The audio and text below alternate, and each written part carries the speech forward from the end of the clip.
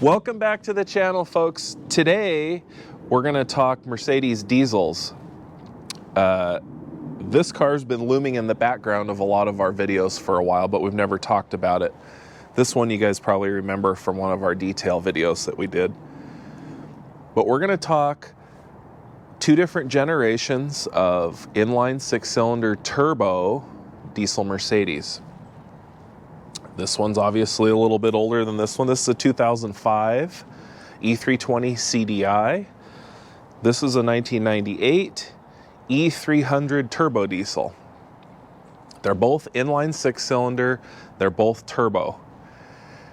But they're quite a bit different in their technology that they use. They are both fly-by-wire, though. Neither one are mechanical injection pump, but we'll get into that here in a minute. So a lot of you probably already know, but for those that don't, Mercedes uses the OM designation for their diesel engines. This engine is called the OM606. Oh, and also this is a W210 chassis. So they made this car from 1996 till 2002. And they made the diesel version from 1996 to 1999, but 96 and 97 were non-turbo.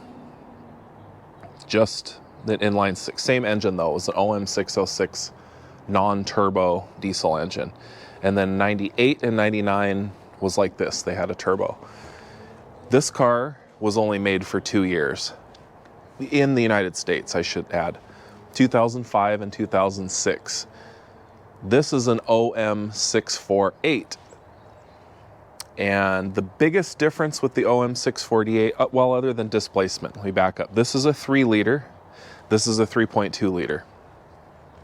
This makes a little bit more power. Excuse me. This has a newer type of turbo. I think it's a variable vane turbo. This is just like a straight, I don't remember if it's a Garrett or a KKK. We'll look when we get under the hood. Just a little tiny little turbo, almost kind of like a TDI Volkswagen turbo. And this car uses a common rail injection, and we'll explain that when we get under the hood here in just a minute. This is not common rail. This uses a regular Bosch style injection pump with pressurized fuel lines that go to each injector. And so these are like pop style injector, mechanical injectors. These are electronically activated. So let's start with the little bit old school here.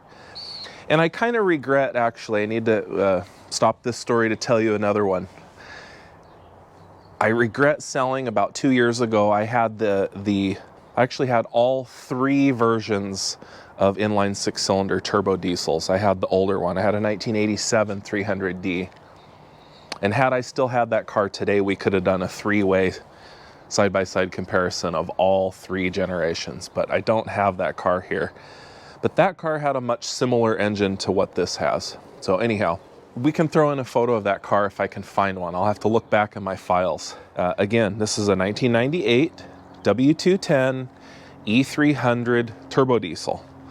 And we'll open up the hood. Don't mind the dust. This car doesn't get driven, so it's got a lot of grime, and I had a little bit of a rodent chew some of the hood insulation there, unfortunately. So, as you can see, it's a 6-cylinder inline with the tiny little turbo, and this is a KKK turbo. Just little guy. See, here's my hand for reference, for size. And we move over here. If you look down in here, you'll see the inline Bosch style injection pump down there. So it's kind of like 12-valve Cummins, very, very similar. So that's timed to the engine, and that will fire each injector individually. depending on the timing, you know, when it needs to open. And so each injector pops at a certain pressure, and I can't remember what the pressure is off the top of my head, how many bar it is.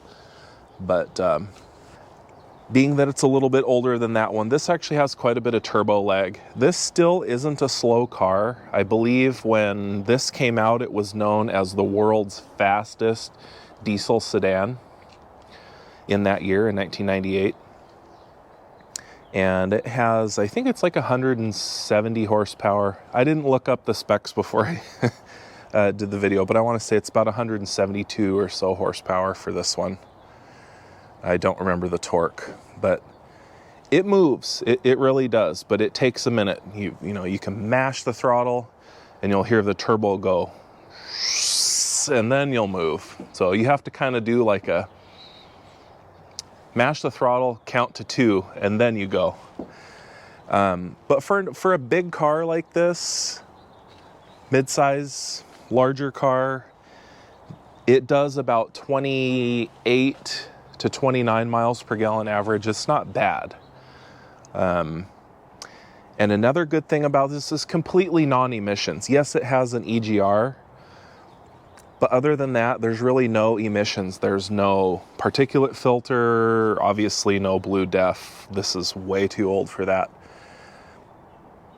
But since there is no emissions, you can go and run stuff like it. You can go and dump a few quarts of tranny fluid in the fuel and run it. You can run this on straight biodiesel. I've actually filled this up with 100% biodiesel without doing anything, and it didn't hurt anything at all. It actually runs a little bit quieter and smoother with a tiny reduction in power. And biodiesel is actually it's high detergent, so it scours all of your fuel tank and everything. So something to look into. I don't know if you have biodiesel near you. Even B20, 20% you can run in most modern diesels. But make sure you look at your owner's manual before you do. This one I'm not afraid of. It's old enough you can pretty much run anything in here. You could run turkey fat in here if you wanted to. So that's the old technology. Car's pretty dated, you know, it's starting to look a little bit dated, that late 90s styling, but still a good old car. We just don't drive it anymore, and this car is going to get detailed up and probably be for sale real soon. I just hate to see it here wasting away. And it just turned over to 200,000 miles, so it's actually, mileage-wise, quite a bit younger than this car. This car is a W211 chassis, 2005 E320 CDI. This is the very next generation from the W210, so they made these from 2003 to 2009. Don't quote me on that one. But they only made the inline 6-cylinder turbo diesel for the 2 years, as I mentioned earlier in the video, 2005 and 6. After 2006, they went to a V6 engine. And those were actually really good engines. They had a lot more power, but they were plagued with some more issues. Then these are actually pretty desirable now. This car has almost 300,000 miles on it. I already popped the hood. We drive this every day. And you'll notice under the hood, it's very dusty. And I have the engine cover off so I can kind of show some of what's going on here a little bit easier. Completely different technology under the hood here. We have a dual overhead cam engine. You'll see here's the common rail. So this is a highly pressurized fuel rail. And then each of the injectors, which you see here, are electrically activated to fire. So the pressure in the fuel rail is monitored here by these sensors, and it's maintained at a certain amount. Here's the high pressure fuel pump that runs off the front of the cam, or the timing gear. Through this pipe here, pressurizes this. And so this is more kind of like what the newer 5.9 liter Cummins is like from 2003 and up. It's very similar. This has an intercooler. I think that car has an intercooler too, just air-to-air cooled. This car does have a few more emissions on it. So now we've got the EGR. We have also got, you can't really see down in there, but this actually has swirl ports. So each intake port is split. You have 2 sides per cylinder. I don't know if you can see that, but here's one. And there's these little valves that operate and close off one side. And I don't know all the theory behind all how that works. What, like low RPM if it closes off one side or whatever. That's actually deactivated on this car. They get plugged up with soot, and it breaks. What happens is the rod gets a bunch of resistance on it, and it just breaks off. That's what happened here. I've actually got them zip tied open. So it's open, full all the time. It runs better that way. Doesn't dump black sooty exhaust out the back anymore. So quite a bit newer technology. This car runs real smooth. I would be a little bit more hesitant to go and just throw 100% biodiesel in this car. I think you can still, but I'd certainly run B20 in here. And other than that, the chassis is quite a bit updated from the old one. Now we have, on this car, we have dual batteries. There's a little tiny battery up here that operates the SBC. So this has that kind of infamous SBC braking system that a lot of people are scared of, which is here. It's basically braking, it's computerized braking essentially. So there's an accumulator and a pump that runs to keep the pressure up. And so your brake pedal has a sensor on it. Kind of like fly-by-wire works. I believe they discontinued this after a few years, but I know the SLs, the R230 Roadsters have this system, this car, and I can't remember what other chassis came with this exact system. And it was plagued with issues. It actually, most of these were reprogrammed because once they hit, I want to say something like 600,000 brake activations, it would basically turn a light on your dash saying the braking system needs repair. And I think they just basically reprogrammed that to last longer. I plugged my scanner in. This car has over 2 million brake activations on it with the mileage, So, and it's still working. There's no issues with the brakes. Other than that, it needs pads now. It's due. So, might do a little video on how to do brake pads on an SBC car. So, what Mercedes did, and I actually have a VMI report. And a VMI, if anybody wants to know, you go into your Mercedes dealer, ask for a VMI, you get a little friendly with a parts counter person or something, and sometimes they'll print one out for you. It's called the Vehicle Master Inquiry. That gives you all the service history from when this car was delivered until now. Every time it's been into a dealer, it'll tell you the mileage, date, and what they did.